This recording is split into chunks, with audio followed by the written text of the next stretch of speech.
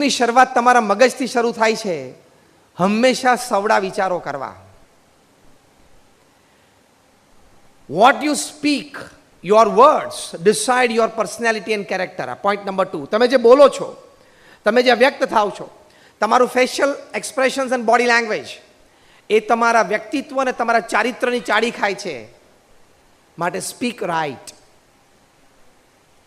અને ત્રીજી વાત લખે છે, your actions decides your performance and results, so act timely and act well. તમે જે ક્રિયા કરો છો એની પરથી તમારું પરફોર્મન્સ અને ફાઇનલ આઉટકમ બહાર આવે છે. એટલે સમજી વિચારીને તમારી ક્રિયા કરજો. આ તમારો અભિગમ છે. To think right, to speak right, to act right is your attitude. એનાથી જીવનની આ માસ્ટર કી છે એ આપણે સારી રીતે જીવી શકીએ છીએ. એટલે બહુ જ સારી વાત 90ના દાયકામાં સમાજને મળી. જેફ કેલરે આ પુસ્તકમાં લખ્યું છે કે કોઈ કાર્ય કરવા માટે તમારી પાસે રિસોર્સિસ ઓછા હોય તો તમે ચિંતા ના કરતા. તમારે આ ગો ગ્રીન પ્રોજેક્ટ કરવો હોય, પછી પેલો 18 વાળો શું કીધો? 18 kind acts. Okay, 18 kind acts for those who turn 18. Okay, આવા ઘણા બધા સારા પ્રોજેક્ટ્સ તમારે કરવા છે. કદાચ કોઈક વખત એવું બને કે રિસોર્સિસ થોડા ઓછા હોય, મેન પાવર ઓછો હોય, મની પાવર, સ્પોન્સરશિપ ઓછી આવે, તો ચિંતા કરવાની નહીં. તમારા એટીટ્યુડ્સ સારા હશે તો ધીમે ધીમે લોકોને તમારો પ્રભાવ પડશે. એના પછીના પ્રોજેક્ટ્સમાં તમને રિસોર્સિસ મળવા મળશે. પણ અટકવું નહીં, ક્રિયા કરતા રહેવું. બહુ જ સારો પ્રિન્સિપલ મેનેજમેન્ટમાં એટીટ્યુડ સંબંધી when it comes to actually doing things એ લોકો શીખવાડે છે કે when I can run, I will run.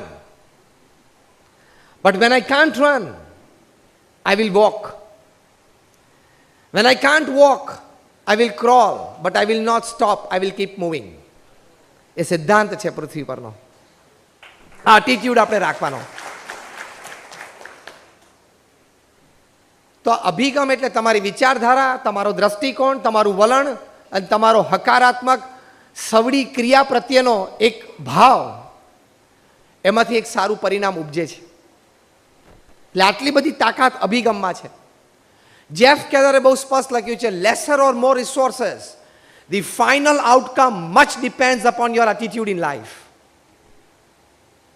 અભિગમ હંમેશા ઊંચા રાખવા.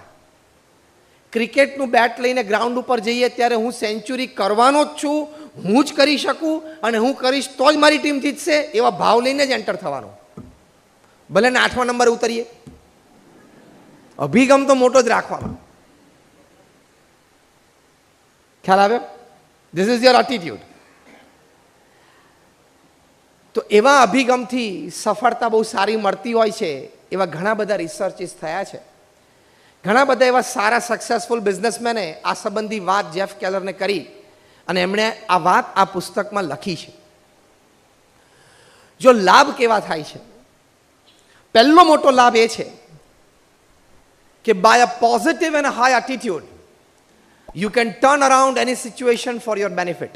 સંજોગ પરિસ્થિતિ ગમે તે બને, પણ તમારો અભિગમ સવડો હોય ને તો એ સંજોગ અને પરિસ્થિતિને તમે તમારા એડવાન્ટેજમાં ફેરવી શકો. આ બહુ મોટી એક કળા છે. આપણા દેશના સર્વોચ્ચ વ્યક્તિ છે ને, એમની પાસે આ કળા છે કે એમની ઉપર લોકો ગમે તે ફેંકે એ એને મોટી વોટ બેંકમાં ફેરવી શકે. આ એક નેક જોઈએ, કળા છે. આ બહુ મોટી કળા છે.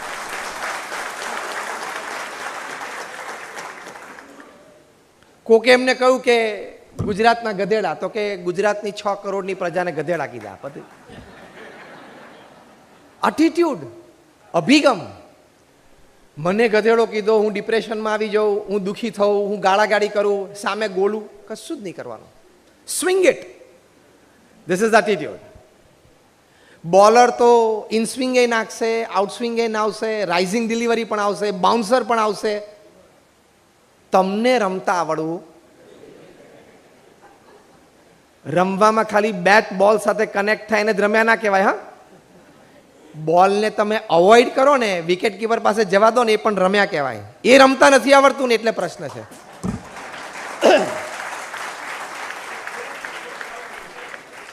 Good batting is not just connecting. Good batting also contains in itself which ball to leave. That is attitude. એ અભિગમ શીખવાડે છે. તો પહેલો મોટો લાભ અભિગમથી એ છે કે with the right kind of positive and high attitude, you can turn around any situation that happens in your life, negative, positive, whatever, you can turn around for your advantage. તમારા લાભમાં તમે એ પરિસ્થિતિને ફેરવી શકો છો. આવડત હોવી જોઈએ. એકવાર ભગવાનને મન થયું કે આપણે પૃથ્વીના લોકોને એક સંદેશો આપવો છે. આ 2000 સાલની વાત, એટલે પૃથ્વી પર એ વખતે 3 જે મોસ્ટ ઇન્ફ્લુએન્શિયલ પીપલ હતા ને એમને સ્વર્ગમાં બોલાવ્યા. આ ઘણા વખત પહેલા રીડર્સ ડાયજેસ્ટમાં મેં આ સ્ટોરી વાંચેલી. એ વખતે અમેરિકાના પ્રેસિડેન્ટ હતા Bill Clinton, very charismatic, influential president, 6 feet 2 ઇંચની હાઇટને, વેરી ડાયનામિક, હેન્ડસમ, કેરિઝમેટિક, અને સત્તા તો અમેરિકાના પ્રેસિડેન્ટ એટલે તો પૃથ્વીના રાજા કહેવાય. એટલીસ્ટ અત્યારે તો આપણને ખબર પડે જ છે ટ્રમ્પ સાહેબમાં કે સવારે 6 વાગે અમને જે બ્રશ કરતા કરતા વિચાર આવે 10 વાગે કાયદો થઈ જાય. અને હિંમતથી સ્ટેટમેન્ટ આપી દેવાના કે નરેન્દ્ર મોદીએ મને કહેલું તમે કાશ્મીરમાં વચ્ચે આવો. ભાઈ કોણે કહેલું? બીજા હતા બિલ ગેટ્સ, દુનિયાના સૌથી ધનાઢ્ય વ્યક્તિ. ત્રીજા હતા કોલિન પોવેલ, એ વખતે સેક્રેટરી ઓફ સ્ટેટ. અમેરિકામાં જે ડેમોક્રેસી સિસ્ટમ છે ઇટ ઇઝ પ્રેસિડેન્શિયલ સિસ્ટમ, આપણે અહીંયા પાર્લામેન્ટરી સિસ્ટમ છે. પ્રેસિડેન્શિયલ સિસ્ટમમાં પ્રેસિડેન્ટ પછી મોસ્ટ ઇમ્પોર્ટન્ટ ડિપ્લોમેટ એટલે સેક્રેટરી ઓફ સ્ટેટ. આ 3ને ઉપર બોલાવ્યા. અને પછી ભગવાને કહ્યું કે 3 તમે બહુ ઇન્ફ્લુએન્શિયલ છો, મારે પૃથ્વીના લોકોને એક સંદેશો આપવો છે, તો તમારે જઈને પૃથ્વી ઉપર પાછો જઈને આપવાનો છે. અને સંદેશો એ છે કે tomorrow I am going to destroy the world. આ 30મી ડિસેમ્બર 1999ના દિવસનો આ પ્રસંગ. બંને 3 જણા આઘાતમાં આવી ગયા કે શું વાત છે. પણ ભગવાને કહ્યું એટલે પછી 3 જણા પૃથ્વી પર પાછા આવ્યા. પાછા આવીને પ્રોટોકોલ પ્રમાણે first is American president prime time American TV પર આવ્યા. ફેસિંગ ધ કેમેરા બોલ્યા કે ladies and gentleman, there is some good news and some bad news. Good news એ છે કે મેં ભગવાનને જોયા, સ્વર્ગ જોયું, બધું એક્ઝિસ્ટિંગ છે, મજા આવે એવું છે. અને બેડ ન્યૂઝ એ છે કે he is going to destroy the world tomorrow. એમ કરીને ઓફ કેમેરા થઈ ગયા. પછી પ્રોટોકોલ પ્રમાણે કોલિન પોવેલ આવ્યા, સેક્રેટરી ઓફ સ્ટેટ.